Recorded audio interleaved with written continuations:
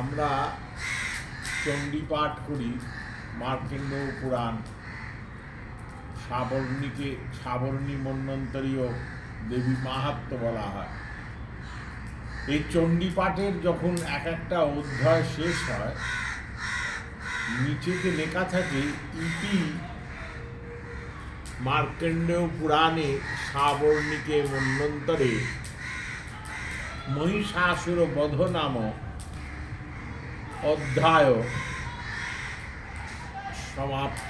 অধ্যায় এত দূর বলে লেখা থাকে, আমরাও সেটা ওরমভাবেই পড়ে যাই। কিন্তু এক্ষেত্রে পুষ্পিকাতন্ত্রে একটা নির্দেশ আছে।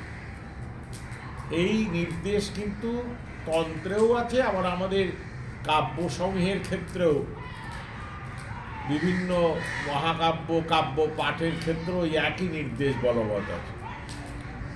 যেমন এই যে ইতি, অধ্যায় আর বধ, এই তিনটে কথা বলা যাবে না, বললে পাপ হবে। কি পাপ হবে, কি অপরাধ হবে না? পুষ্পিকাতন্ত্র বলছে ইতঃ শব্দে হরের বুদ্ধি, বধ কুল বিনাশক্রী, অধ্যায় হরতে প্রাণম তস্মাদেতত্রয়ং তজেৎ।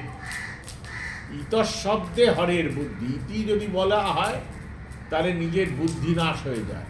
ইতঃ শব্দে হরের বুদ্ধি। বধ, এই মহিষাসুর বধ, সিংহ বধ, রক্তবীজ বধ, এইসব পরপর বধ আছে। চণ্ডমুণ্ড বধ, এই বধ কুল বিনাশক্রী, নিজের বংশ নাশ হয়ে যায় বধ শব্দ উচ্চারণ করলে। আর অধ্যায় যদি বলা হয়, অধ্যায়ের শেষে অধ্যায় হরতে প্রাণম, নিজের প্রাণ সংশয় করে দেয় অধ্যায়, নিজেরও যজমানেরও, যার নামে সংকল্প করে পাঠ হচ্ছে। তাই ইতঃ শব্দে হরের বুদ্ধি, বধ কুল বিনাশকৃত, অধ্যায় হরতে প্রাণম তস্মাদেতত্রয়ং তজেৎ। এই তিনটেকে আপনারা ত্যাগ করে, যেমনি অধ্যায় শেষ হবে একটা জয় দেবেন, কারণ এটা জয় সূচক পুরাণ, তো জয় দিতে হয়। যেমন নারায়ণ নমস্কৃত্য নরং চৈব নরোত্তমম দেবীং সরস্বতীং ব্যাসং ততও জয় মুদিরয়।